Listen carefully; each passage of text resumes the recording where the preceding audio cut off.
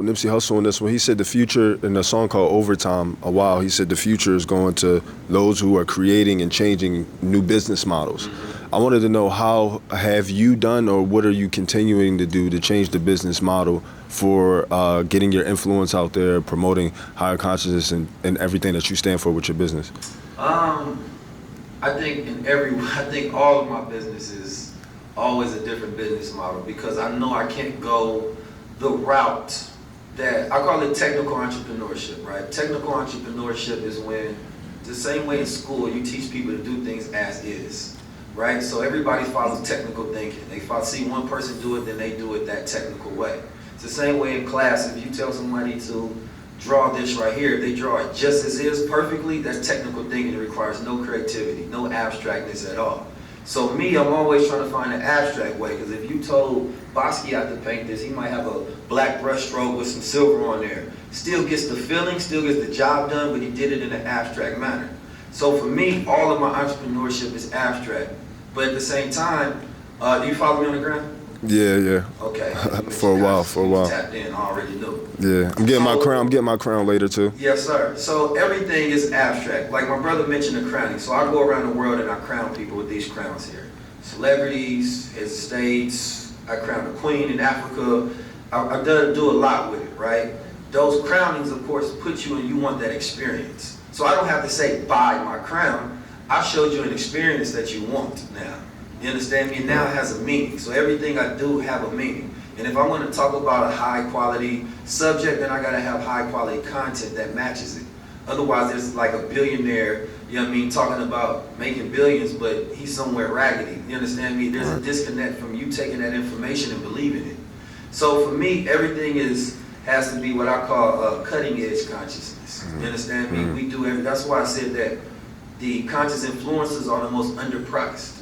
You understand me? I think Nike was the first to really, as a company, step into that political world on that high stage when they had Kaepernick in their ads. Because usually companies don't jump into politics like that. But they understand that people are becoming more conscious, because you can just Google and continue to get information. So if you want to be bringing people in to come talk to your audience or come talk to your employees, then you might have to bring somebody different than the technical way of just getting a motivational speaker. You understand me? But to answer your question directly, like I have a product called Gold Water. You understand me? And it's colloidal gold, people take the gold. I believe in phenomenology in marketing, to where you don't tell people what it is, you lead them down the road to do their own research, and then they come back to you. Right. So when I started off with the crowns, I didn't tell people I owned it, I just wore it in every single piece of content that I made. And people asked me, where you get that from? And then I just pointed them over to my business page. They didn't know they was buying it from me. You understand me? It wasn't until later, because I didn't want to create a brand that was constantly just selling. I'd rather give you the information, and because I gave you the information, now you have the data to make that right decision. And hopefully the right decision is that you buy from me. Right. But also in content creation, and I have a section of my book called The 19 C's of Content.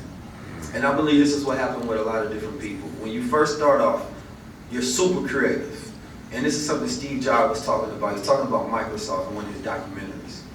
He said, when Microsoft started off, it was owned by the content creators. They were making the dopest computers, software, hardware, everything. And then they started selling. And then it started to be ran by the salesmen. And that do it the content. So they became content at some point in time, and he said they became like the McDonald's of the tech world. He was really dogging.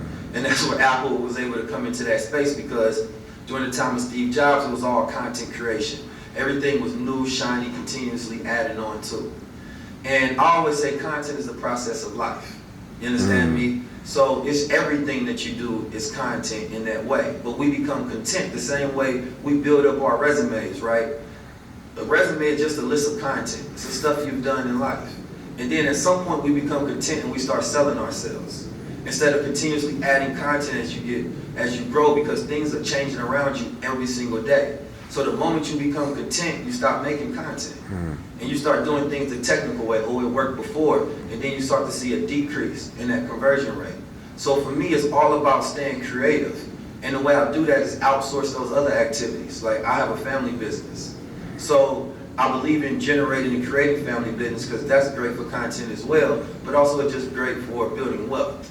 So my brothers, my sisters, and my family work with me and doing my distribution and things of that nature so we can have vertical integration. And then I can show a piece of that content and that boosts up sales. Not even just the fact that the product is good, but the process that I actually distribute the product out of is great. That's another reason where they want to buy into it. So you're not just supporting me, you're supporting family. So one of the first viral videos I put out there, I was explaining the difference between friends and relatives. Yep. And facts. I talked about how, or family and relatives, right? Mm-hmm. Family are people that invest in you, that you have that reciprocal relationship with, right? And relatives can be more so people that just bind you with by blood. So when I was making that video, it was through a frustration about non-support from family. And then I realized that no family ever has to support you the same way if you get a six-figure job, you're not gonna ask them to come into the business and buy something, because that only supports you. So I created a business that supports my family as well. And then it changed my model of thinking.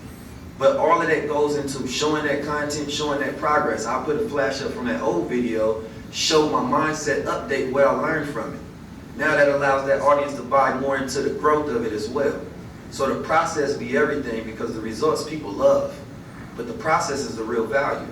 So I would say more so just allowing people to get more into the process. Show them the growth, show them different sides. The way you boost engagement is just to show more of you. Like the person wants to watch a show almost when they're looking at your content. Otherwise it gets boring because they come and expect the same thing. So it's just more so if you want to boost your audience up and the amount of views, show more different sides of yourself. You know what I mean? But if you're going to have consciousness, and you're going to be spitting something first, know what you're talking about. Two, do it in a space that's not normally done in. Like, you're going to talk about something conscious, go stand in a Gucci store and do it. So your background is abstract. You understand me? I made the video, I was outside of Prada. That video, I can't tell you how many times it go viral. Because the environment was different. They heard that before, but I reminded them in a different aesthetic. So you got to have design rules when you go into it. You understand me? And if you follow your design protocol, then you keep getting those same results. Okay. Follow-up question. What do you look for when you're trying to work with someone or somebody wants to be a part of your team or in that sense? What are some of the things that qualify? I like to have relationships with people. So it got to be somebody that actually can work with. We believe in the same thing, have the same values, same goals. Because even with family, you can't just hire people and want them to just work the whole company. You hire them exactly for what their specific skill set is and only want them to do that thing. So if I have a need for you in that specific area that you do, then of course come on to the team. But if I don't, I can't just find a place to put you in there because that becomes more of a liability. So, but that becomes on the opposite side of the person that wants to work with you as well. Don't just want to work with a person because they're popular, you like them on Instagram, get to know this person. Because that relationship is going to build out even better. And invest in people that have the same vision, meaning that, you can see something, but the other person might not see what you see. Can they see it as far as you do? Because if they do, then you don't have to micromanage. Because they already know what to do. Oh, let me get this angle, or let me get this thing, let me go reach out for this, because they got the same vision, so they know what pieces of the puzzle actually come together to make this vision work. But that becomes to you, can you communicate your vision to other people so that they can invest into it the same way you would and execute the same way you would and see things that you may be missing because you focus on your lane. Thank you. Thank you. Question for you guys. Ed, Quentin, 19, thank you. Seems like you guys are all very educated in this new space, right? It's kind of a new emerging thing, influencer marketing. I heard you talk about Gary Vee. What else do you guys consume besides living it, pitching brands and athletes every day and learning every day? Where do you learn? Where do you consume? What do you do to better yourself? It sounds like you are like a conduit for, like you have some type of marketing, I don't know, it comes from a higher source or something. But what do you guys do to kind of challenge it? And then second question, as a minority business owner, how do you overcome hurdles in terms of like somebody not wanting to work with you or a particular brand or something like that?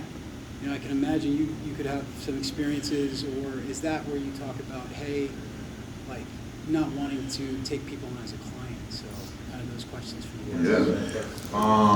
So I guess the first question is like,